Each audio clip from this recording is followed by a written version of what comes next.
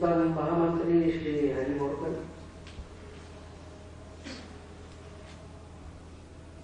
विद्यार्थी परिषद के अन्य पदाधिकारी,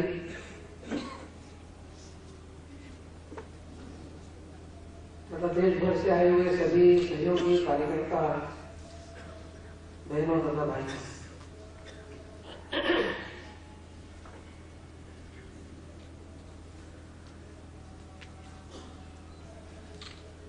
विद्यार्थी परिषद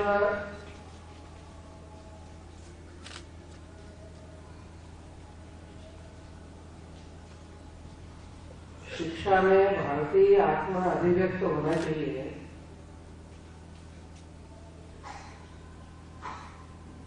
इसी के लिए मानव विद्यार्थी परिषद का जन्म हुआ है।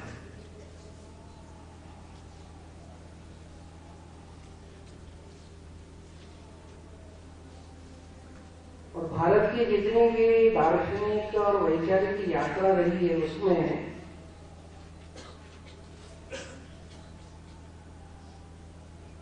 सारे देश में ये मान्यता रही कि राजनीतिक राजधानियां तो बदलती रही, कभी इंद्रप्रस्थ रहा, कभी मगध रहा, लेकिन भारत की सांस्कृतिक राजधानी एक ही रही, वह काशी रही।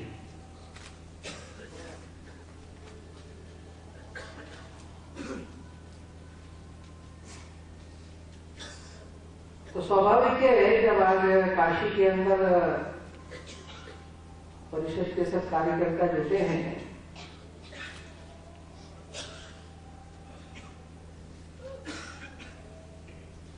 तो वर्तमान समय में जिन्होंने और शिक्षा के क्षेत्र में केवल सैद्धांतिक आधार पर संकल्पना मात्र नहीं रखी, तो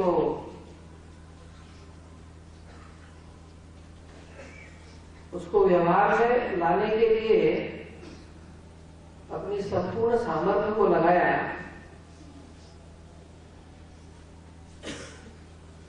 ऐसे सनातन प्रेरणा स्रोत पंडित महामना मदन मोहन मालवीय जी और समग्र शिक्षा की अवधारणा, इसके ऊपर हम लोग कुछ विचार करें। इस नाते से इस सत्र की योजना हुई है।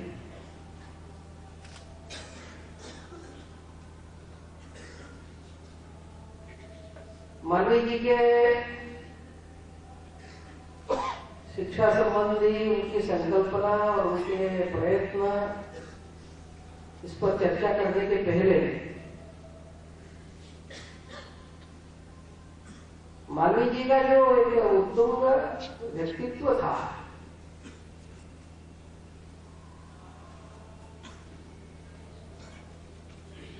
जो बहुआयामी उनके व्यक्तित्व की विशेषताएं हैं, इसको भी संक्षेप में जान लेना अच्छा रहेगा।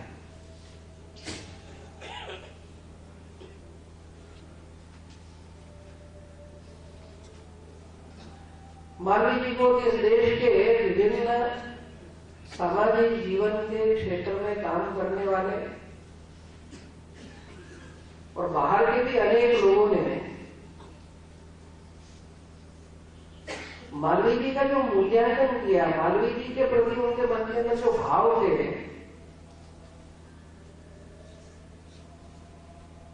जो एक नहीं सैकड़ों लोगों ने समय समय पर व्यक्त किए,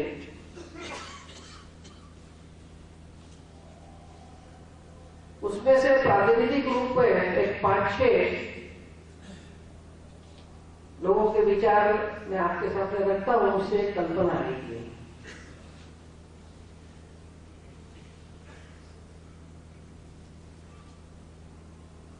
महात्मा गांधी एक शब्द में मालवीय जी के बारे में कहते थे कि मालवीय जी ये प्रातः स्मरणीय है। सुबह उठ करके जिसके नाम लेने से, जिसके बारे में सोचने से एक प्रेरणा मिलती है, ऐसा कोई व्यक्तित्व है तो वो है। ऐसा उनका कथन था। प्रख्यात दार्शनिक पूर्व और पश्चिम की सभी प्रकार की दार्शनिक धाराओं का जिन्होंने बहुत गहराई से अध्ययन किया, प्लेटो ने ऐसा कहते हैं कि फिलॉसफर की इनकी कल्पना की थी, व्यवहार में कभी नहीं आ पाई। राजा को दार्शनिक बनाने वो गया तो राजा ने सोचा कि इसका दिमाग कुछ गड़बड़ हो गया है, उसको जेल में बंद कर दिया। लेकिन इस देश के अंदर दार्शनिक राजतंत्र नहीं था, लोकतंत्र था, और इसलिए लोकतंत्र में प्रेसिडेंट, राष्ट्रपति,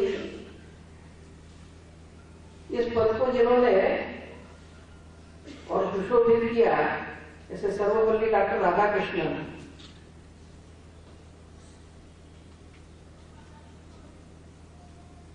वे कहते थे कि मालवीय जी के अंदर भगवान कृष्ण की चिंतन और दिशा देने की क्षमता और अर्जुन की उस चिंतन को व्यवहार में उतारने की जो कार्य क्षमता थी, वो दोनों का समुच्चय, दोनों का मिलन मालवीय जी के व्यक्तित्व में था। हिंदी और अंग्रेजी दोनों के अंदर वो असाधारण वक्ता थे।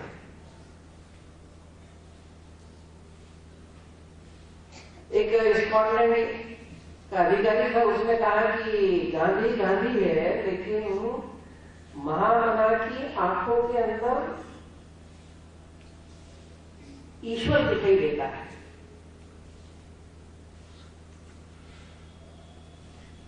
पंडित नेहरू ने कहा कि स्वतंत्र भारत का जो भवन खड़ा हुआ, उसकी वो नींव थे। कर्नल वेस्टवुड ने कहा कि भारत की शिक्षा मालवीय जी की हमेशा ऋणी रहेगी।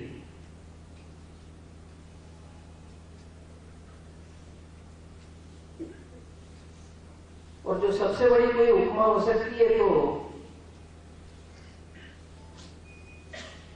भारतीय आधार पर इतिहास और साहित्य की रचना के लिए जो एक बहुत बड़ा प्रकल्प जिन्हों के नेतृत्व में प्रारंभ हुआ भारतीय विद्या भवन के रूप में, उसके संस्थापक कन्हैयालाल मणिलाल मुंशी, के.एम. मुंशी, उन्होंने कहा कि मालवीय जी का नाम लेने मात्र से मनुष्य स्वार्थ के दलदल से बाहर निकलकर निस्वार्थता की ओर गतिमान होता है। यानी जिसका जीवन ऐसा था कि जिस जीवन को देख करके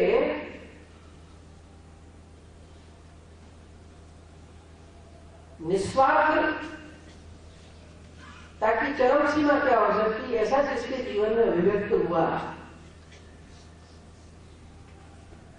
तो इस नाते से अनेकों लोगों ने उनके बारे में कहा। दीर्घ जीवन उनको मिला, लगभग 85 वर्ष जिए। 1861 में जन्म हुआ, 1946 में उनका देहावसान हुआ। 25 साल की आयु थी तब 1885 में कांग्रेस की स्थापना हुई और 1886 का जो कांग्रेस का अधिवेशन था, उसमें राजनीतिक क्षेत्र का पहला एक सार्वजनिक भाषण उनका उस अधिवेशन के अंदर हुआ। और उस समय के लोग बताते हैं कि उस भाषण के अंदर 22 बार तालियां बजी, और उसके बाद तो फिर हर अधिवेशन के अंदर उनकी मांग रहती थी। राजनीतिक गतिविधियों में वो 4 बार कांग्रेस के राष्ट्रीय अध्यक्ष रहे।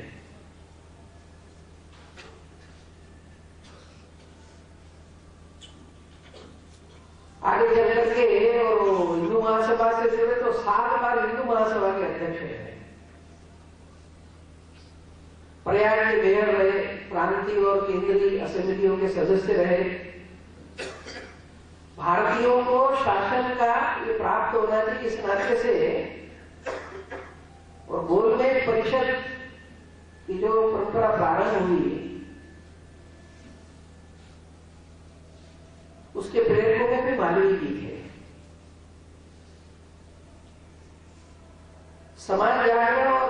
राजनीतिक गतिविधियों के साथ साथ रचनात्मकता की ओर भी उनके जीवन का एक अभिन्न अंग रही। प्रयाग में जब देखा कि पढ़ने आने वाले लड़कों के लिए छात्रावास की सुविधाएं उपलब्ध नहीं है, आज तो सपना लगेगा और रुपया आज तो हम डॉलर के हिसाब में कम ज्यादा देखते हैं, लेकिन जो आंकड़ा मैं बताऊंगा उसको सुनकर के आपको लगेगा कि जिस जमाने में मालवीय जी ने वो रुपया एकत्रित किया होगा तो रुपये की कीमत क्या थी।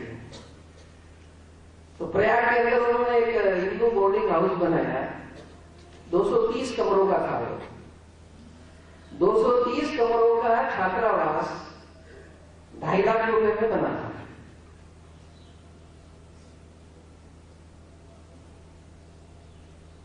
कई कन्या छात्रावासों का निर्माण किया। उस समय जिसको आज हम पख्तून सीमा प्रांत कहते हैं, पाकिस्तान के अंदर जो चला गया हिस्सा, और उत्तर प्रदेश के अंदर ये जो अवध का क्षेत्र था, यहां पर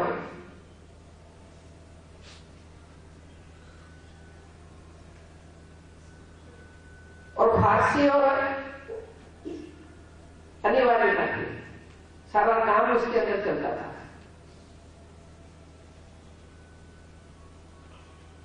और इसलिए हिंदी की अवस्था देखकर उनकी मालवीय जी की बहुत अच्छे वकील थे, बहुत अच्छी वकालत चलती थी। उस परिस्थिति को मांग को ध्यान में रखते हुए 3 साल हमने अपनी वकालत रोकी, अध्ययन करके 100 पेज का एक निबंध बनाया और भारतीय भाषाओं के अंदर सारा व्यवहार होना चाहिए, उसको प्रखरता से प्रतिपादन करते हुए जनजागरण प्रबोधन आंदोलन करके अंत में वो अनिवार्यता समाप्त करी दोनों के लिए।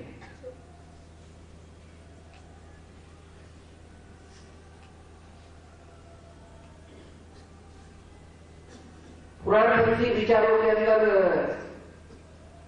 अस्पृश्य समाज का ये है, उसको दीक्षा नहीं मिल सकती। काशी जैसे स्थान के ऊपर सब प्रकार के पुरातन पंथी लोगों का विरोध सहन करते हुए उन्होंने स्वयं वंचित वर्ग को मंत्र दीक्षा, उस जमाने की मानसिकता के हिसाब से बहुत बड़ा क्रांतिकारी कदम था।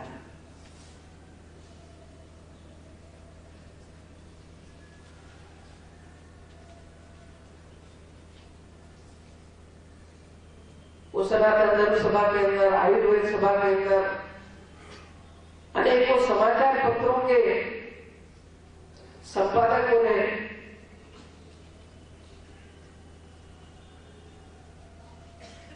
तो एक दृष्टि से सामाजिक जीवन के अंदर कोई ऐसा क्षेत्र नहीं है कि जहां पर और जो कमियां थी उसको दूर करने का प्रयत्न, और ये करते समय सदैव भारत का सनातन जीवन दर्शन, भारत के सनातन जीवन मूल्य, इनका प्रतिपादन ही नहीं तो चलते फिरते अपने जीवन के अंदर उसकी अभिव्यक्ति करने वाला इस प्रकार का महामना का व्यक्तित्व था।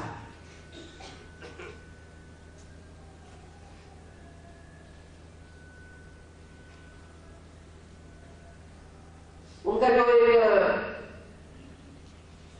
बड़ी भारी देर रहेगी जो आज के अपनी इस चर्चा का विषय, उसमें काशी का हिंदू विश्वविद्यालय,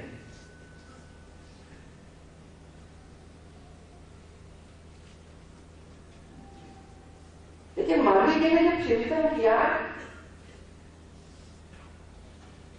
तो बार बार उन्होंने यही कहा कि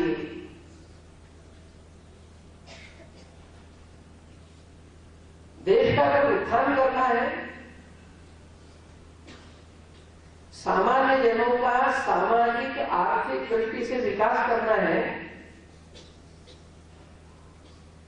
तो बिना शिक्षा के यह संभव नहीं है।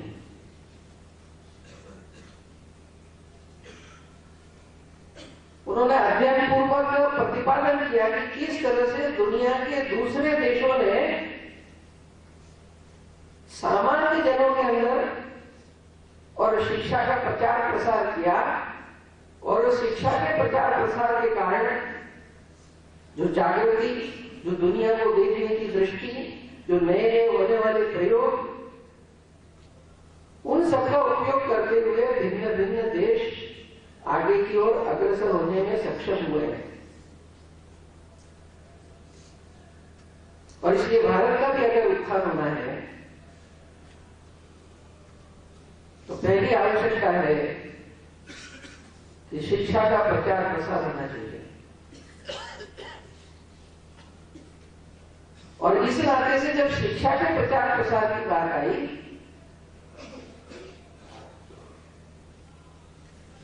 तो सभी के लिए शिक्षा, सभी स्तर पर शिक्षा और समग्र शिक्षा,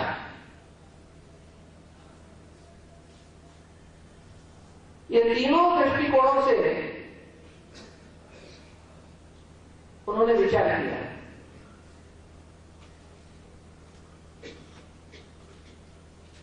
यद्यपि भारत के अंदर इस समय में और यूरोप से भी अधिक शिक्षा प्रचलित थी। 31 की गोलमेज कॉन्फ्रेंस के समय महात्मा गांधी ने और इसका वर्णन करते हुए एक शब्द प्रयोग किया था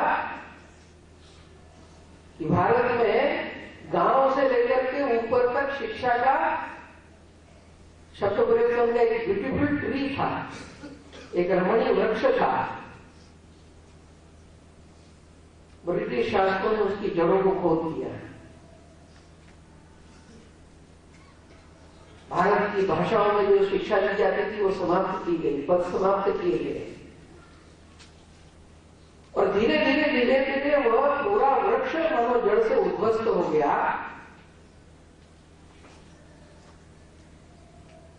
उसी इंग्लैंड के अंदर 1870 में अनिवार्य शिक्षा का विधेयक पास हुआ, और इसलिए शिक्षा का प्रचार प्रसार का आधार जो सामान्य जन की शिक्षा है, तो पहली जरूरत है कि अनिवार्य और सामान्य जन की शिक्षा होना चाहिए। मालवीय जी ने 1911 के अंदर, उस समय की काउंसिल के अंदर, गोखले ने जो अनिवार्य शिक्षा के लिए विधेयक रखा, उस विधेयक का प्रखरता से उन्होंने समर्थन किया। आज आजादी के, देश आजाद हुआ इतने साल बाद, राइट टू एजुकेशन बिल अभी पास हुआ, लेकिन इसकी कल्पना उन्होंने उस समय से की।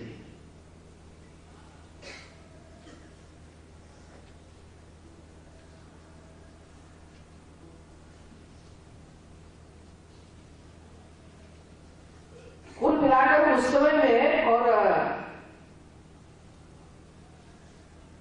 दूसरी जो आगे की बात उन्होंने उसमें से विचार की कि प्राथमिक शिक्षा के साथ साथ शिक्षा की गुणात्मकता के अंदर परिवर्तन लाना है, तो उसकी जो कालावधि है,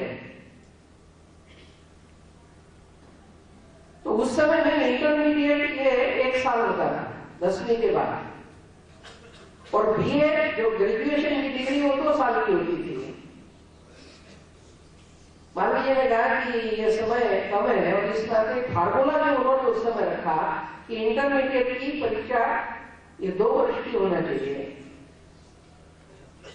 और ग्रेजुएशन जो है ये 2 साल के लिए 3 साल का होना चाहिए। इसलिए 10+2+3 ये फार्मूला 1913 के अंदर उन्होंने रखा।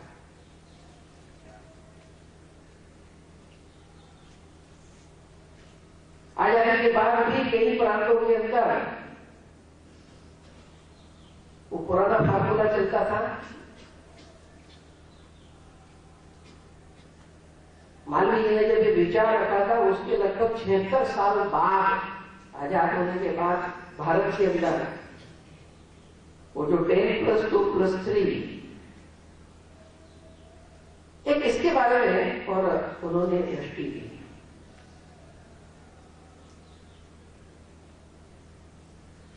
इसी के साथ साथ व्यवस्था है, बड़ी संख्या किसानी की है जो कृषि के ऊपर है। तो कृषि के अंदर भी संशोधन होना चाहिए, उत्तम खेती का प्रशिक्षण होना चाहिए, और उस नाते से कृषि शिक्षा की व्यवस्था होना। अमेरिका, जापान, अनेक देश यह कृषि में वैज्ञानिक शोध करने के साथ साथ और वहां के कृषकों का जीवन स्तर, उनकी उपज, इसमें जो वृद्धि हुई है, उस नाते से अपने देश में व्यवस्था होनी चाहिए। और इसलिए कृषि विद्यालय, कृषि महाविद्यालय के संदर्भ में उन्होंने प्रखरता से प्रतिपादन किया है। पढ़ने वाला लड़का केवल डिग्रीधारी मात्र न बने तो समाज के साथ उसका संबंध रहना चाहिए, और इसलिए कहा कि उसको विषय के ज्ञान के साथ साथ अपने उस ज्ञान का लाभ गांव-गांव के सामान्य कृषकों को मिलना चाहिए। और इसलिए ऐसे जो स्नातक हैं वे गांव-गांव में घूम करके किसानों को नई तकनीक, नई चीजों के बारे में जानकारी देना,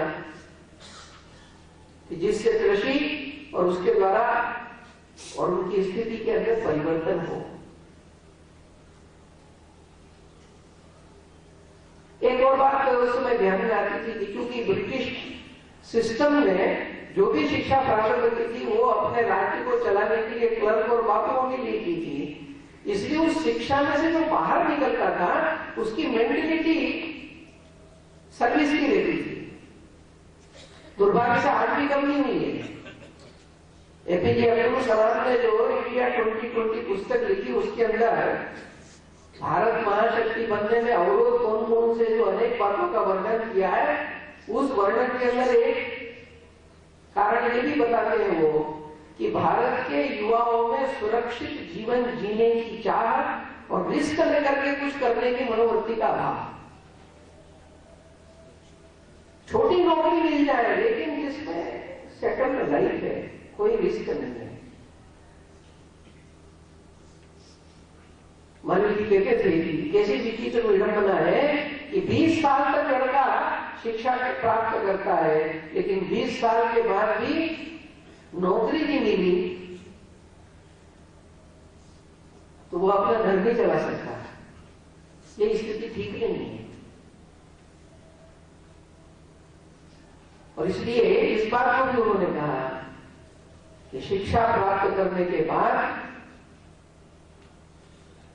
वह अपने परिवार का स्वावलंबन के साथ में जीवन जी सके, इस प्रकार की सामर्थ्य उसमें उत्पन्न होना चाहिए। और इसलिए सामर्थ्य उत्पन्न होना चाहिए तो उसमें से औद्योगिक शिक्षा का भी उन्होंने प्रखरता से प्रतिपादन किया, उसके एक मॉडल रखा, भारी उद्योग से लेकर के लघु उद्योगों तक। एक चीज उन्होंने रखा कि हर जिले के अंदर औद्योगिक विद्यालय खोले गए, जहां पर छोटे छोटे जितने प्रकार के काम हैं उनको बहुत अच्छी तरह से करके उसकी गुणवत्ता को बढ़ाने के नाते में लोहारी का काम है, बड़ेगिरी का काम है, मीनाकारी का काम है, बुनाई का काम है, रंगाई का काम है, धुलाई का काम है, हर प्रकार के कामों के संदर्भ के अंदर वो सीखने के बाद वो अपने पुरुषार्थ से अपना जीवन चला सके। और संभाग स्तर पर और प्रदेश के स्तर पर प्रगत औद्योगिक महाविद्यालयों का निर्माण हो, जहां पर इंजीनियरिंग है, मैकेनिकल है, इलेक्ट्रिकल है, चीनी का परिष्करण है, ऐसी सब प्रगत चीजों का प्रशिक्षण हो, और उस नाते से एक औद्योगिक शिक्षा के ढांचे की संकल्पना होने की। देश को शक्तिशाली होना है तो सैनिक की सामर्थ्य की भी जरूरत है, और इसलिए सेना के माध्यम से देश की रक्षा के लिए अपना जीवन देना, तो युवकों के अंदर सैनिक शिक्षा का भी होना चाहिए इस नाते से, क्योंकि उस समय में जो सैनिक स्कूल था उसमें भारतीयों को प्रवेश नहीं था। डिफेंस एकेडमी थी लेकिन भारतीयों को प्रवेश नहीं है।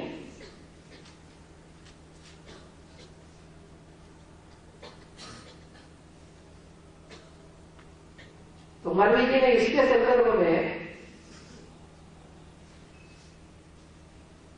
काउंसिल के अंदर बेरखा प्रखरता से उसका प्रतिपादन किया कि उच्च स्तर के सैनिक स्कूलों की स्थापना की जाए। भारत का अगर उत्थान होना है तो लड़कों से अधिक लड़कियों की शिक्षा का महत्व है। इसलिए जैसा शुरू में मैंने कहा कि उन्होंने अनेकों कन्या छात्रावासों का निर्माण किया और इसलिए लड़कियों की शिक्षा, उसका महत्व लड़कों की शिक्षा से अधिक है। तो इस दृष्टि से भी किया।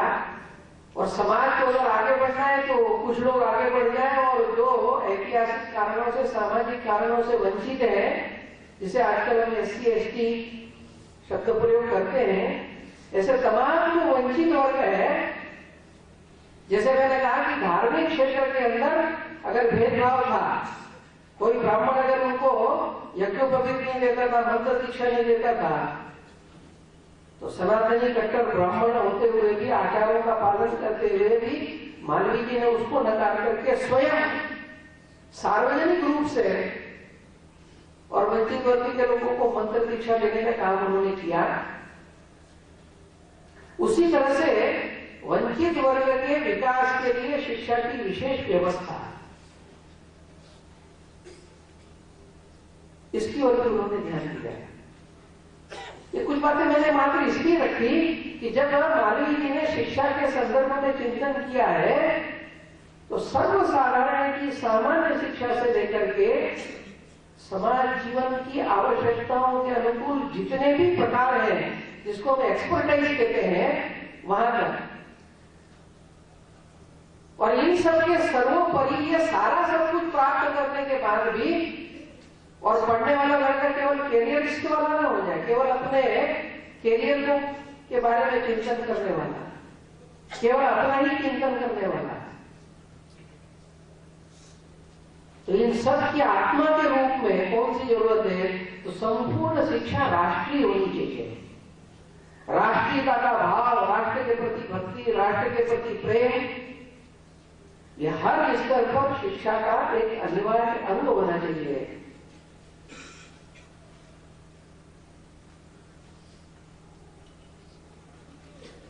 और इसके साथ साथ एक श्रेष्ठ मानव बनना है तो भारत की जो सनातन संस्कृति है, भारत का जो अध्यात्म है, भारत का जो धर्म है, उस अध्यात्म और धर्म से उत्पन्न होने वाले श्रेष्ठतम गुण जो है, जिन गुणों का प्रकटीकरण व्यक्ति के वैयक्तिक पारिवारिक जीवन में जब होता है, जिसके कारण से, और कभी भारत को जगत गुरु की उपाधि मिली थी, शिक्षा के माध्यम से ये श्रेष्ठतम जीवन मूल्य अभिव्यक्त होना चाहिए।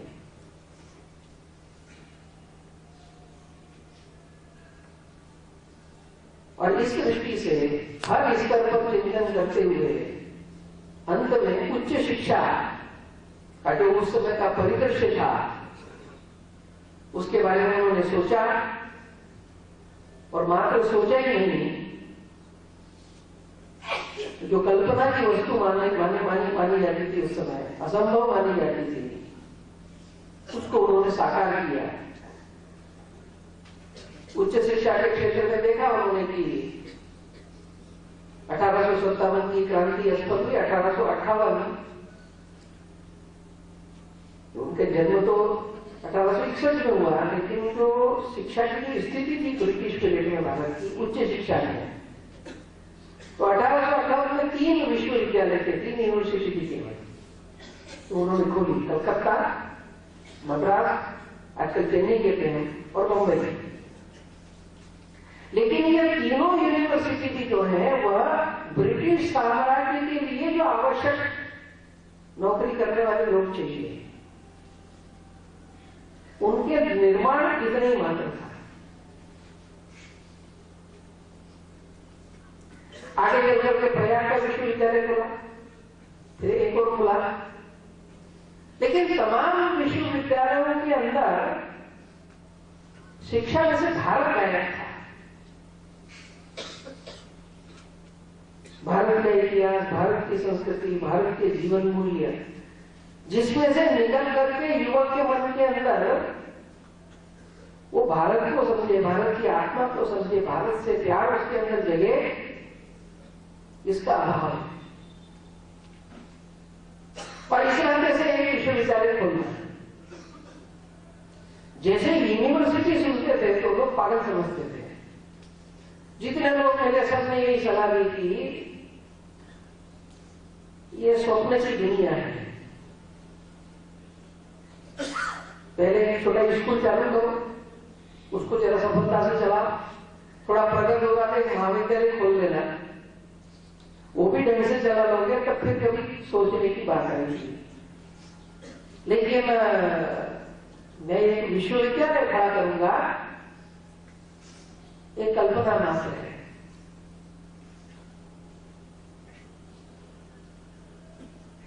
सुंदरलाल जी बहुत बड़े विख्यात विद्वान से मजाक कर हमेशा पूछते थे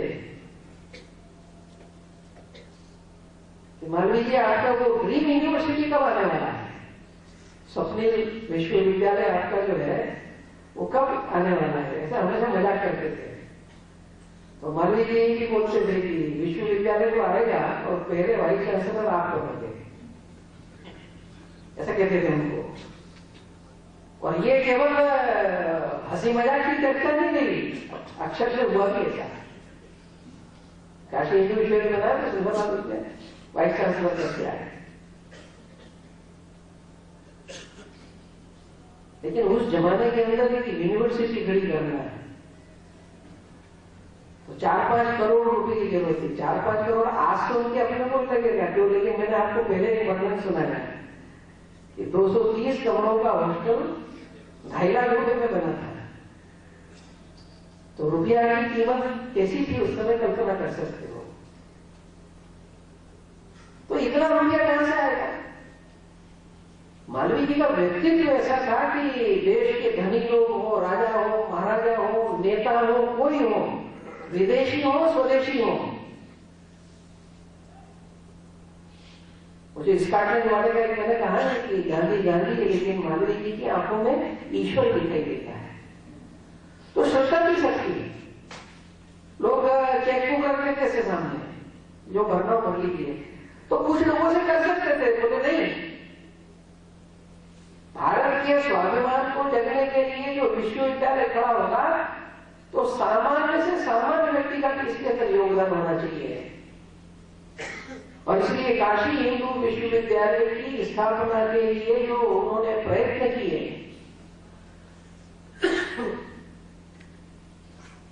उसके इतिहास को हमें से हर एक को पढ़ना चाहिए।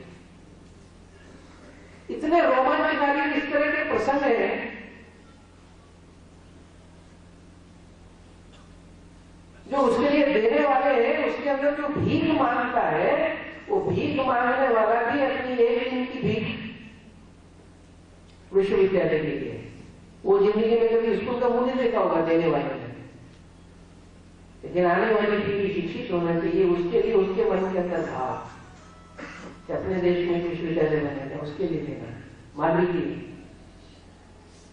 गांधी जी बड़े विनोद में मालवीय जी को कहते थे कि आप मालवीय जी क्या है, तो बोले प्रिंस ऑफ बेगर्स है, भिखारियों के राजकुमार है।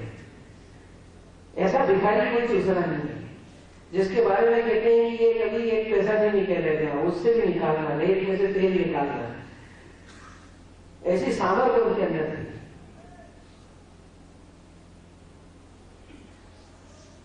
एक बार एक बहुत बड़े जैन व्यापारी आए तो किसी संत का चातुर्मास था, तो वहां वो रुके हुए थे, तो मालवीय जी ने उनके पास जाएंगे। लोगों को पता था कि वहां से एक भी पैसा नहीं मिलता। मालवीय जी ने बहुत कोशिश की, लेकिन उन्होंने कहा मैं तो जैन संस्थाओं के अलावा दूसरे किसी को नहीं देता, मेरा नियम है। तो उन्होंने चालू किया था 2 लाख से, चलो 1 लाख दे दो, बिल्कुल नहीं, 50,000, 25,000, 1,000, 500, 200, 100, 50, 25, 2, 1 रुपया, 1 रुपया भी देने को तैयार नहीं। तो मालूम जी इतना कह गए कि मैं लूंगा तो सही आपसे, निराश नहीं हुए। फिर उन्होंने खोजबीन की, उस सेठ का जो गुरु थे, जैन गुरु, उस गुरु को उन्होंने कहा कि ये जो विश्वविद्यालय हमारा बनेगा उसमें जैन धर्म के अध्ययन के लिए एक संकाय खोलने के लिए उन्हें 2 लाख रुपए देने को हुआ। अब दूसरे को तो नहीं देता हो, लेकिन विश्वविद्यालय में जैन उसके लिए एक संकाय खोलना, उनके गुरु ने उनको कहा और उसको देना पड़ा। तो जो 1 रुपया देने को तैयार नहीं था, उससे 2 लाख दिया।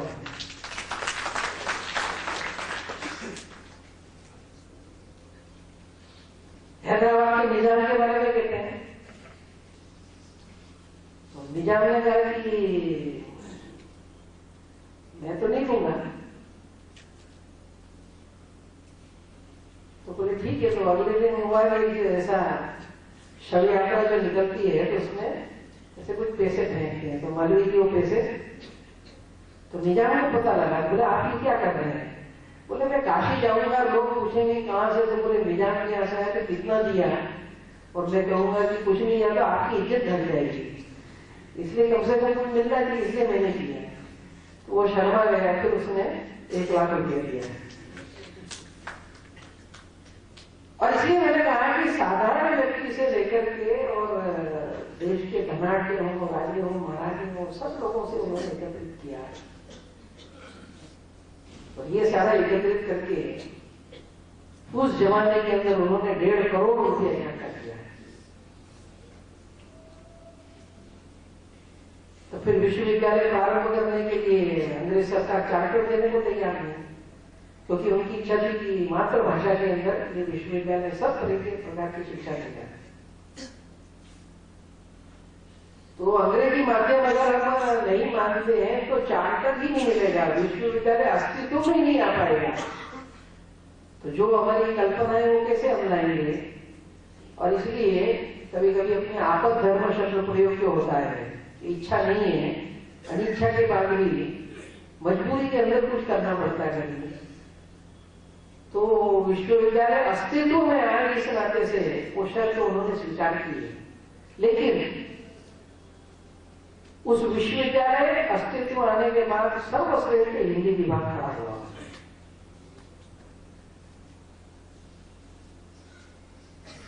काशी हिंदू विश्वविद्यालय यद्यपि मालवी की प्रयाग के थे और विश्वविद्यालय के लिए 1000 एकड़ जमीन की जरूरत थी। प्रयाग के लोग चाहते थे कि यहां होना चाहिए, प्रपोजल भी आए, 1 नहीं 2000 एकड़ जमीन देते हैं। अपना जन्म स्थान होने के बाद भी मालवीय जी के मन में था कि सर्व विद्या की राजधानी, संस्कृति की राजधानी काशी है और इसलिए विश्वविद्यालय काशी में ही बनना चाहिए, यही इसके लिए उपयुक्त है। और इसलिए यहीं पर 1000 एकड़ जमीन देखी जाए। इसलिए जितने भी प्रपोजल प्रयाग से आए थे सबको उन्होंने आदरपूर्वक अमान्य किया।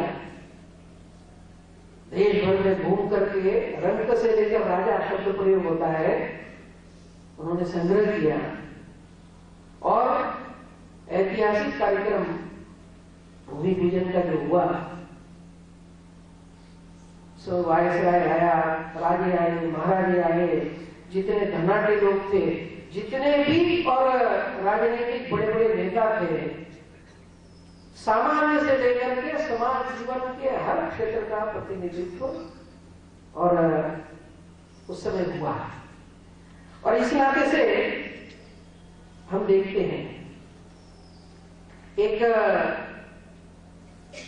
इसका उद्देश्य क्या था, उसके अंदर उन्होंने एक जो श्लोक वहां पर लिखा है, प्रसादात विश्वनाथस्य काश्याम भागीरथी तटे, भगवान विश्वनाथ के प्रसाद से भागीरथी गंगा के किनारे पर विश्व विद्यालय श्रेष्ठ हिंदू नाम मानव रहा है। यह विश्वविद्यालय हिंदुओं का मान वर्धन करने के लिए, जगत के अंदर पुनर्उनकी प्रतिष्ठा के लिए और मानो ये निर्मित किया गया है। इसके साथ साथ ये विश्वविद्यालय भारतीय संस्कृति के अंदर वेद है, वेदांग है, दर्शन है, संस्कृत है, इतने ही नहीं तो शिक्षा का समग्र रूप अर्वाचीन और प्राचीन दोनों का यह होना चाहिए समुच्चय। और इसलिए यहां पर जितनी भी आधुनिक विद्याएं थी, क्योंकि देश को अगर महान बनना है तो परंपरा के साथ जुड़े रहते हुए आधुनिकता की हर बात को और हमको लाना पड़ेगा। और इसलिए विज्ञान की सभी शाखाएं, सभी विधाएं, medical, engineering, chemical, electrical, mechanical, सभी प्रकार के और डिपार्टमेंट यहां पर खुले। जब इंजीनियरिंग और बाकी सब कर रहे थे, कहीं जो सोचते थे कि काशी हिंदू विश्वविद्यालय में धर्म दर्शन कोई मानो पढ़ाने वाला, उन लोगों ने विरोध भी किया। विरोध करने वाले बड़े बड़े लोग थे, भारत रत्न भगवान दास जैसे लोगों ने विरोध किया। लेकिन मालवीय जी ने कहा कि नहीं, देश को अगर आगे बढ़ना है तो हमें यह समन्वय करना पड़ेगा। और इतना ही नहीं तो उनका व्यक्तित्व था, उनकी प्रतिष्ठा थी कि काशी हिंदू विश्वविद्यालय हर विषय में नंबर 1 श्रेष्ठतम होना चाहिए। यहां का हर विभाग श्रेष्ठतम होना चाहिए, और अगर विभाग श्रेष्ठतम होना चाहिए तो उसका शिक्षक श्रेष्ठतम होना चाहिए। इसलिए हर विषय के जो विश्वविख्यात लोग थे देश भर के अंदर फैले हुए हैं, महामना मालवीय जी उनको एक एक को लेकर के आए। उनके कुछ नाम अगर हम सुनेंगे तो उससे हमको एक कल्पना आएगी। इतिहास के जो प्रमुख करके लाए तो महान इतिहास के डॉक्टर यदुनाथ सरकार, वो पीएचडी के अंदर और शिक्षक के रूप में आए। राखालदास बनर्जी आए, फिलॉसफी में डॉक्टर राधाकृष्णन सर्वपल्ली, वे हेड डिपार्टमेंट में आए। बाद में फिर जिस समय उन्होंने यहां स्वीकार किया तब ऑक्सफोर्ड के अंदर भी समय देना पड़ता था और बंगाल के अंदर तो थे ही, लेकिन मालवीय जी को ना नहीं कर सकते थे। जिनके नाम से इस समय भारत का और सबसे बड़ा साइंटिफिक पुरस्कार दिया जाता है, शांति स्वरूप भटनागर, शांति स्वरूप भटनागर को यहां लाए, वो शिक्षक बन के आए। हिंदी के अंदर आचार्य रामचंद्र शुक्ल प्रयाग विश्वविद्यालय, क्योंकि काशी विश्वविद्यालय जनता ने उससे इकट्ठा किया था, बनाया था, तो गरीबी की अवस्था रहती थी हमेशा। 5 गुना अधिक वेतन देने को तैयार था शुक्ल जी को प्रयाग विश्वविद्यालय, लेकिन 1/5 वेतन के ऊपर काशी हिंदू विश्वविद्यालय में मालवीय जी के कारण, और वे यहां पर आए। आचार्य प्रसाद द्विवेदी हिंदी के साहित्यकार, सर सुंदरलाल, तेज बहादुर सप्रू, भारतीय संस्कृति के जो बहुत बड़े और व्याख्याता रहे डॉक्टर वासुदेव सेन अग्रवाल, महान वैज्ञानिक बीरबल साहनी, जो जयंत नार्लिकर खगोल विज्ञान दिए, इनके पिताजी गणित के अंदर और नार्लिकर के शिक्षक होकर के आए। संगीत में सारे विश्व के अंदर जिनका नाम है पंडित ओंकारनाथ ठाकुर, वो यहाँ के हेड डिपार्टमेंट रहे संगीत के। तो एक दृष्टि से ध्यान में आता है कि इस विश्वविद्यालय के अंदर जो दूसरी उनकी दृष्टि रही कि एक विश्वविख्यात स्तर का, आज वो पत्र व्यवहार उपलब्ध नहीं है, लेकिन उनका प्रयत्न था कि आणविक विज्ञान का, और जिसकी बहुत बड़ा नाम रहा रदरफोर्ड,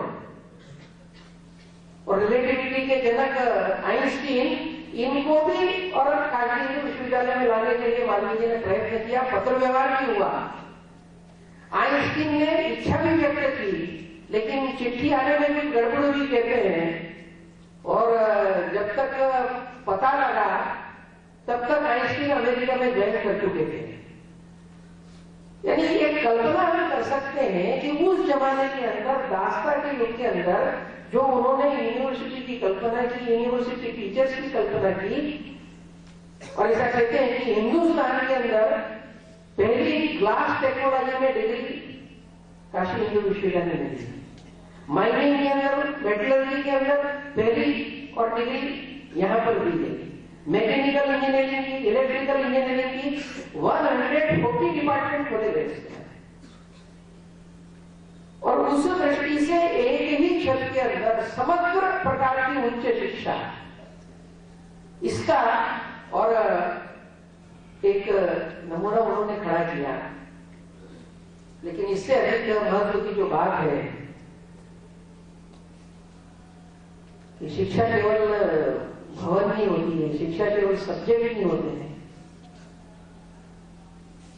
तो जो हम कहते हैं कि एक अच्छा इंजीनियर बन सकता है, अच्छा संगीतकार बन सकता है, अच्छा कृषक बन सकता है, अच्छा वैज्ञानिक बन सकता है, लेकिन अगर अच्छा आदमी नहीं है, वो स्किल तो बढ़ गई, लेकिन अगर अच्छा आदमी नहीं है तो सामाजिकता नहीं आती है, राष्ट्रीयता नहीं आती है। आज हम देखते हैं कि आज की शिक्षा की क्रांति की स्किल तो बढ़ रही है, एक्सपर्टाइज बढ़ रही है, लेकिन मनुष्यता कम हो रही है। और उसके परिणाम स्वरूप चाहे डॉक्टरी का पेशा हो, चाहे इंजीनियर का पेशा हो, हर तरफ आज जो हमको पतन दिखाई देता है,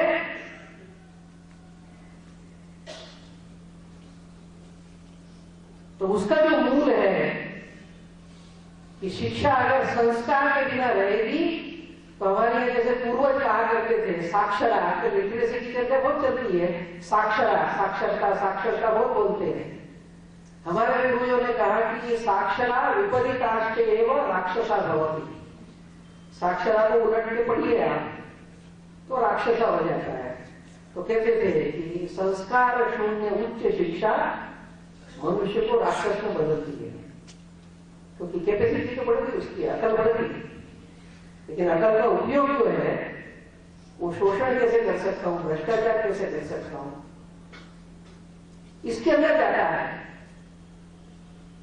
और इसलिए जो उन्होंने कहा था कि आध्यात्मिकता और भारतीय संस्कृति के जीवन मूल्य और स्वयं के जीवन के उदाहरण, अध्यापक के विषय से विद्यार्थी का जीवन मात्र नहीं बदलता, अध्यापक के जीवन से जीवन बदलता है। ये दुनिया का नियम है। और उस नाते से स्वयं मानवी जी 20 वर्ष तक लगभग मजबूरी के अंदर आग्रह के कारण तो इसके कुलपति रहे विश्वविद्यालय के, लेकिन कहा कि चाहे मानवी जी हो, चाहे जितने शिक्षक रहे, उन सबका जीवन और इतना श्रेष्ठतम था। मानवी जी निर्धन ब्राह्मण परिवार से थे,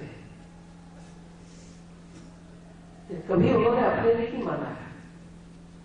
एक पुरानी दोहा किया चलता है कि मर जाऊं मांगू नहीं अपने तन के काट, परमारथ के कारण मोहे न हमें। मानवी जी का और परिवार के अंदर शायद उनका बच्चा या पुत्र होता ये, और तब बड़ा कर्जा था। एक सज्जन आए और उन्होंने कहा 50,000 का चेक दिया, और उसके महीने के अंदर कहा कि ये निजी काम के लिए आप इसका कुछ भी उपयोग करिए, क्योंकि उनको पता था कि उनकी घर की स्थिति है। तो किसी का भी दान का पैसा और घर के काम में लेना, इसके लिए नहीं। उन्होंने वो 50,000 एक गौरक्षण संस्था को और 25,000 विश्वविद्यालय को वहां के वहीं बांट दिए, स्वयं ने नहीं रखा। वे वाइस चांसलर थे, लेकिन देश भर से जनसंग्रह करते थे, लाते थे, तो तांगे में आते थे। उम्र भी थोड़ी हो गई थी, थके हुए विद्यार्थियों को लगा कि ये ठीक नहीं है। तो एक सुरेश सिंह करके थे काला काकर के, उनको लगा कि अपना इतना बड़ा विश्वविद्यालय, अपने वाइस चांसलर, कार नहीं है अपने पर, कार होनी चाहिए। तो हम सब विद्यार्थी मिलकर के कार लाना। उस जमाने में फोर्ड कार 2,000 रुपए की मिलती थी और ब्यूक कार 7,000 रुपए की आती थी। तो कार लाना अच्छी लाना, इसलिए ब्यूक कार लेंगे। तो जनसंग्रह अभियान चालू किया। और निर्णय ले लिया बिना सोचे समझे कि जब तक पूरा पैसा इकट्ठा नहीं होगा और अन्न जल ग्रहण नहीं करेंगे। लगातार 24 घंटे हो गए भूखे प्यासे, लेकिन 2000 रुपये इकट्ठे हुए, 5000 की कमी थी, क्या करें। तो मालवीय जी को बहुत मानते थे, गुप्ता करके बड़े धनाढ़ी व्यक्ति थे, उनके पास गए, सारी बात बताई। तो बोले कि अच्छी बात है तुम लोगों का उत्साह देख के, लेकिन कब तक भूखे रहोगे तुम लोग। तो अच्छा ऐसा करते हैं कि मैं बचे हुए 5000 में दे देता हूँ, लेकिन एक शर्त है कि मालवीय जी को इसका पता नहीं लगना चाहिए कि मैंने दिया है। तो बोले अच्छी बात है, तो 5000 दे दिए उन्होंने। मालवीय जी जो पता लगा तो उनको बुला करके उन्होंने ऐसी परेड ली उनकी। बोले विश्वविद्यालय गरीब है, तुमने विद्यार्थियों से पैसे इकट्ठा किया है, ये विद्यार्थियों ने इस विश्वविद्यालय के बारे में मेरे बारे में क्या धारणा बनेगी। 7000 की कार में घूम रहे हैं, ये विश्वविद्यालय बदनाम होगा, तुम मेरे को बदनाम नहीं होगा, तुम लोगों ने कहा किया। अब यहां से जाओ और एक एक पैसा जिससे लिया है उसको वापस देके आओ, तब तक अन्न जल मत लेना। तो उल्टा काम चालू हुआ, पकड़ पकड़ के एक एक को ढूंढ ढूंढ के जिस से लेके चलना सबको वापस किया। अंत में वो 5000 रुपये देने गए तो वो हंसने लगे, बोले मुझे पता था कि यही होगा, पर तुम लोगों का क्योंकि इतना उत्साह था कि वो टूटना नहीं थी, इसलिए मैंने दे दिया। और इसीलिए बताया था कि मत बताना, क्योंकि अगर तुम नाम बताते तो मुझे वो ये कहते कि अरे वो तो लड़के थे समझ में आता, पर तेरे को बुढ़ापी है, बड़ी उम्र में अंदर तेरा दिमाग खराब हो गया क्या जो तूने 5000 रुपये दिए, तू भी इसमें भागीदार बन गया। जब ये सुरेश सिंह के बड़े भाई काला काकर के महाराष्ट्र में, उनको जब पता लगा तो उन्होंने राज्य की ओर से एक ड्यूक कार खरीद करके विश्वविद्यालय के लिए दी, उसको विश्वविद्यालय के उन्होंने स्वीकार किया। और इस नाते ऐसा ध्यान में आता है कि एक आदर्श जीवन, कुलपति के बारे में कहते थे अपनी आगे पुराने जमाने में आचार्य उसको कहते थे कुलपति, जिसके यहाँ 10,000 लड़कों का शिक्षा अन्न वस्त्र की व्यवस्था होती है। 10,000 लड़कों को ऊपर गुरुकुल माना जाता था कि ये आचार्य है। उनके भी मन में था कि 10,000 लड़कों की सब प्रकार की शिक्षा की, रहने की, खाने की, पीने की व्यवस्था होनी चाहिए। देश भर से इकट्ठा करते थे, चलाते थे। गरीब विद्यार्थी है, हम कभी कभी कहते हैं कि शिक्षा में से संवेदना आनी चाहिए। कितने ही प्रसंग होते थे कि फीस देने की, कम फीस है फिर भी देने की स्थिति नहीं रहती थी, और फीस क्योंकि नहीं दी है तो परीक्षा में सहभागी नहीं हो सकते। और इसलिए लड़का आगे लगे है, जब मालवीय जी को कहता था कि मैं गरीब हूं और मैं फीस नहीं दे सकता, इसके लिए मुझे परमिशन नहीं है, तो मालवीय जी फिर उससे कहते थे अच्छा कोई बात नहीं, तो देखो तुम भी जानते हो कि विश्वविद्यालय तो गरीब है, लेकिन केवल पैसे नहीं इसलिए और तुम्हारी शिक्षा रुकते है तो ठीक नहीं है। तो अच्छा एक बात वचन देते हो कि पढ़ाई पूरी होने के बाद जब तुम नौकरी करने भैया कमाने लगोगे, तो जब तुम इस लायक बन जाओगे कि कमाने लग जाओ, तो ये जो फीस है कि उस समय दे दोगे, इसका वायदा करते हो। कौन सा लड़का ना करता, सब कहता है देखो जरूर करूंगा, बाद में करता कि नहीं करता अलग बात है, पर कहता जरूर करूंगा। और मान लीजिए कागज के ऊपर लिखते थे कि बच्चा जो कि गरीब है, फीस देने में असमर्थ है, लेकिन वायदा करता है कि जब वो इस प्रकार से सक्षम होगा तो वो फीस देगा, लिहाजा इसे परीक्षा में भाग लेने की अनुमति दी जाए। और न जाने कितने लोगों को परमिशन मिलती है, कितनों के जीवन बन गए इस नाते से। और जब हम विचार करते हैं तो ध्यान में आता है कि देश के उत्थान के लिए एक सामान्य से लेकर के विश्वविद्यालय तक की शिक्षा के समग्र आयामों के बारे में उन्होंने चिंतन किया। आज हम सब के सामने चैलेंज क्या है, और मालवीय जी के प्रति हम सब की परिषद के नाते से और श्रद्धांजलि क्या हो सकती है, वास्तविक श्रद्धांजलि। तो ये वर्णन तो हमने बहुत किया, लेकिन आज हम विचार करेंगे कि उसी जिस प्रेरणा और भावना से काशी हिंदू विश्वविद्यालय विश्वविद्यालय की काशी में स्थापना हुई, आज उसी विश्वविद्यालय की क्या स्थिति है? वो भी एक जनरल यूनिवर्सिटी बन गया है। जैसे अंग्रेजों के जमाने में जनरल यूनिवर्सिटी वैसे जगह वो हुई है। और केवल यही की स्थिति नहीं है, तो क्या कारण है? तो वास्तव में जो एक मूल प्रश्न था, उस प्रश्न का उत्तर आज भी यक्ष प्रश्न जैसा बना हुआ है कि भारत की शिक्षा व्यवस्था के अंदर भारत की आत्मा अभिव्यक्त होना चाहिए। यही मालवीय जी की इच्छा थी, और इसी इच्छा को मन में लिए हुए विद्यार्थी परिषद का भी काम प्रारंभ हुआ है। और इस नाते से आने वाले समय के अंदर और शिक्षा में परिवर्तन के नाते से हमारा जो अभियान चल रहा है, उस अभियान के अंदर हमारे अनेकों आंदोलन, अनेकों अभियान, अनेकों बातों में यह बात एक केंद्र बिंदु के रूप में आना चाहिए कि शिक्षा का भारतीकरण होना चाहिए। भारत की शिक्षा व्यवस्था के अंदर भारत की आत्मा अभिव्यक्त होना चाहिए।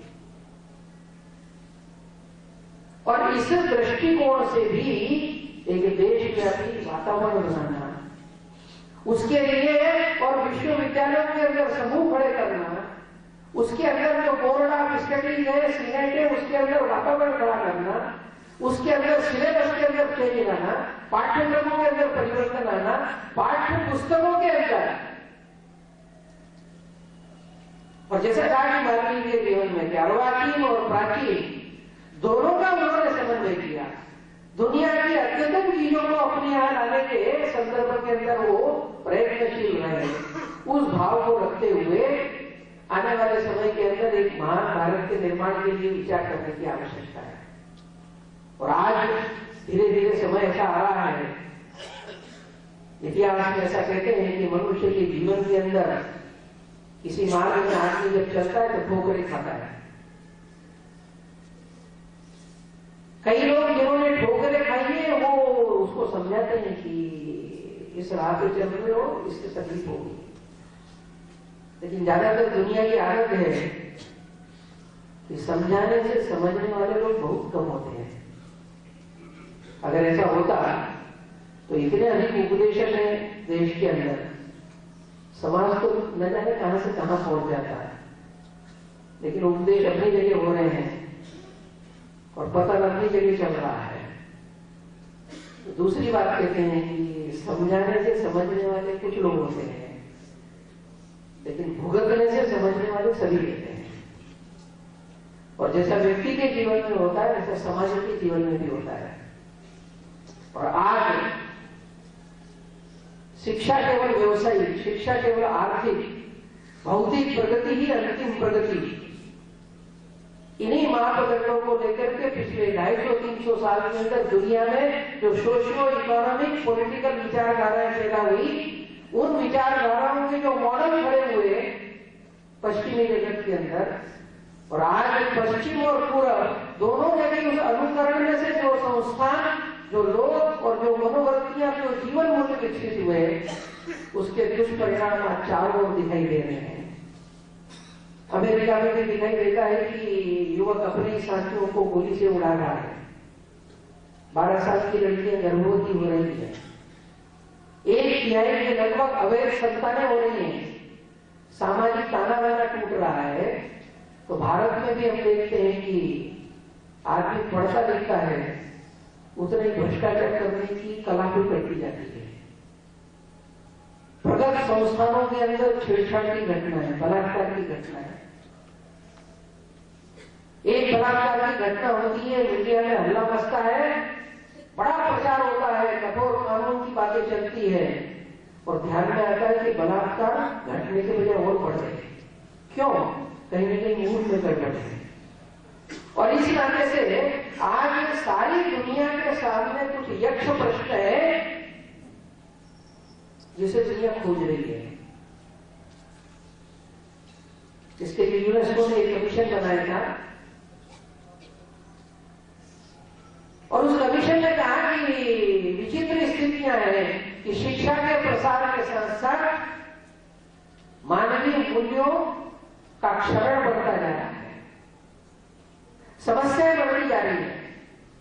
और इतना ही नहीं, तो जो भी बदलते समय के साथ जो कॉन्ट्राडिक्शंस खड़े हो रहे हैं, उन कॉन्ट्राडिक्शंस का समन्वय कैसे करें, ये समझ में नहीं आ रहा है। ये अंतिम बात रख के मैं समाप्त करूंगा। पहला उन्होंने कॉन्ट्राडिक्शन कहा है, उसके लिए एक कमेटी बिठाई थी जिसको टेलर्स कमीशन कहते हैं। 96 के अंदर उसकी रिपोर्ट आई। रिपोर्ट उन्होंने दिया था लर्निंग ट्रेजर लिविंग, नाम बड़ा बुद्धिमत्ता का दिया है, ऐसा लगा कि भारत की ओर लौट रहे हैं। यूनेस्को ने दिया लर्निंग पढ़ना ट्रेजर लिविंग, किधर खोजो अपने अंदर खोजो। ट्रेजर लिविंग उसके अंदर उन्होंने कहा कि 4 पिलर्स के ऊपर शिक्षा को लाना पड़ेगा। वो 4 पिलर्स क्या है, तो उन्होंने कहा लर्निंग टू नो, हमें इंफॉर्मेशन चाहिए, जानकारी चाहिए, दुनिया के जो अंतर प्रभाव है उसकी जानकारी, इसलिए लर्निंग टू नो। लेकिन केवल जानकारी है, कर कुछ नहीं सकता, ये ठीक नहीं है। जो थोड़ी देर पहले कहा कि पढ़ने के बाद ना अपना जीवन चला सकता है, ना दूसरे को पाल सकता है। तो दूसरी बात उन्होंने कही कि लर्निंग टू डू, पढ़ने के बाद मेरे को कहते कुछ करने का पुरुषार्थ आना चाहिए। तीसरा उन्होंने कहा कि लर्निंग टू लिव, साथ में लेना, तो कैसा, तो लर्निंग टू लिव टुगेदर, हम पड़ोस में एक दूसरे के साथ प्रेम से कैसे रह सकते हैं, इसको सीखने की जरूरत है। आज व्यक्ति व्यक्ति में, समाजों में, विचारधाराओं में, राष्ट्रों में जो संघर्ष है, तो लर्निंग टू लिव टुगेदर, और दूसरा उन्होंने कहा learning to live with others, जो मेरे से सहमत नहीं है, मेरे से जिनका मन नहीं मिलता, ऐसे लोगों के साथ कैसे जी सकता हूं। और ये अगर सारा अगर करना है, तो इस तरह का करने की सामर्थ्य उत्पन्न होना चाहिए उसके अंदर। इसलिए चौथा पिलर का उन्होंने लर्निंग टू बी, इसे बनाना, जिसको विद्यार्थी परिषद में हम कहते हैं इस प्रकार का व्यक्ति निर्माण, छात्र शक्ति, राष्ट्र शक्ति जो हम बोलते हैं, ये राष्ट्र शक्ति कब कन्वर्ट होगी, जब छात्र ऐसा बनेगा। और ये अगर बनता है तो शिक्षित व्यक्ति उस समाज के अंदर जो कॉन्ट्राडिक्शंस हैं उनका समाधान का मार्ग खोजना है। और जितने तरह के कॉन्ट्राडिक्शंस आज सारी दुनिया के अंदर भारत सहित है, उसका वो 7 भागों में, और वो रिपोर्ट विश्लेषण करती है। पहला उन्होंने कहा कि ग्लोबल वर्सेस लोकल, ग्लोबलाइजेशन का दौर चला तो लोकल आइडेंटिटी खत्म हो रही है, लोकल कलाएं, कारीगरियां सब समाप्त हो रही हैं, एक ढांचे के अंदर मॉडर्न में सब कुछ आ रहा है। लोकल आइडेंटिटी बचना चाहिए, लेकिन ग्लोबलाइजेशन कॉन्ट्राडिक्शन है। यूनिवर्सल वर्सेज इंडिविजुअल, वैश्विक सोचता जो व्यक्ति की अपनी अपनी विशेषता, कॉन्ट्राडिक्शन। ट्रेडिशन वर्सेज मॉडर्निटी, एक अजीब थिंकिंग चली है कि मुझे मॉडर्न बनना है तो ट्रेडिशन को गाली दो। इसलिए प्राचीन भारत, प्राचीन की परंपरा को जितनी गाली दूंगा, मानो उतना ही प्रगतिशील हूं मैं। हमारे में कहते थे कि 7 जन्मों का विवाह का बंधन रहता है, तो नहीं, विवाह नाम की समस्या ही नहीं होनी चाहिए। और इस नाते से आज एक तरफ, और हम देखते हैं कि लिविंग रिलेशन से लेकर के और जितने प्रकार की विकृतियां बढ़ रही है, ये कॉन्ट्राडिक्शन है। Short term versus long term considerations, contradiction है। Competition versus concern for equality, आगे बढ़ना तो प्रतियोगिता के अंदर क्षमता बननी चाहिए, लेकिन समाज का एक वर्ग नीचे है तो आरक्षण देते हैं तो लगता है कि मैं तो प्रगत हूं, लेकिन मेरा अवसर इस रिजर्वेशन के साथ समाप्त होता है। तो समाज में भेद का कारण बन रहा है। Knowledge explosion versus capacity to assimilate, internet के कारण विस्फोट हो रहा है सूचनाओं का। वो अच्छा गूगल नाम का जो महर्षि है उसका बटन दबाओ तो दुनिया के हर प्रश्न का उत्तर हाजिर है। लेकिन वो ऐसा महर्षि है, पुराने महर्षि उचित क्या और अनुचित क्या, छोटे बच्चे को क्या सिखाना, बड़े को क्या सिखाना, इसका विवेक रखता था। ये आज का महर्षि ऐसा है जिसको कोई अकल नहीं है इसकी, ये किसी को कुछ भी सिखा सकता है। तो उसके कारण से उसने कहा कि knowledge explosion versus capacity to assimilate, और अंतिम जो सबसे महत्व का था कि मटेरियल वर्सेस स्पिरिचुअल। आज जो शिक्षा का व्यवसायीकरण से लेकर के जितनी समस्या हम बता रहे हैं उसका एकमात्र कारण है अर्थ प्रधानता, भोग प्रधानता। और इसलिए आने वाले समय के अंदर सारी दुनिया के अंदर ये चिंतन चल रहा है कि इन कॉन्ट्राडिक्शंस में से अगर बाहर निकलना है, शिक्षा यह मानव के लिए, मानव समाज के लिए नहीं तो संपूर्ण प्रकृति के लिए और एक वरदान बनना चाहिए, तो शिक्षा में आधारभूत परिवर्तन की जरूरत है। और वह आधारभूत परिवर्तन ये भारतीय दर्शन, भारतीय चिंतन, भारतीय जीवन मूल्य जिसने सिखाया है कि एक ही श्लोक में हमारे 3 सूत्र जो छोटे से दिए दुनिया की सब समस्या का समाधान है। उसमें उसने कहा मात्र परदारेश, दूसरी स्त्री को मां के समान समझो। जितने प्रकार की मॉरल कॉम्प्लिकेशन समस्याएं हैं, चारित्रिक और नैतिक जो संकट आज सारी दुनिया के अंदर है, उसका समाधान जैसे एक सूत्र में है, परद्रव्येषु लोष्टवत्, जो मैंने अपने पुरुषार्थ से नहीं कमाया है वो सोना होगा लेकिन फिर भी मिट्टी है, ये जीवन दृष्टि उत्पन्न हो। आज सभी प्रकार के करप्शन को समाप्त दुनिया के अंदर करना है, तो यह जीवन मूल्य है। और जितने प्रकार के विभेद हैं वो संप्रदाय, नेशंस, मजहब, लिंग्विस्टिक जो है, तो कहा आत्मवत् सर्वभूतेषु, सबको अपने जैसा समझो। ये 3 सूत्र जिस भारतीय दर्शन संस्कृति में से निकले हैं, ये 3 सूत्रों के आधार पर जो जीवन मूल्य निकले हैं, महामना का वही एक सपना था कि भारत की शिक्षा में भारत की आत्मा अभिव्यक्त हो और भारत दुनिया के अंदर फिर से अपनी भूमिका करे। विद्या की परिषद की स्वप्नों को लेकर के चली है।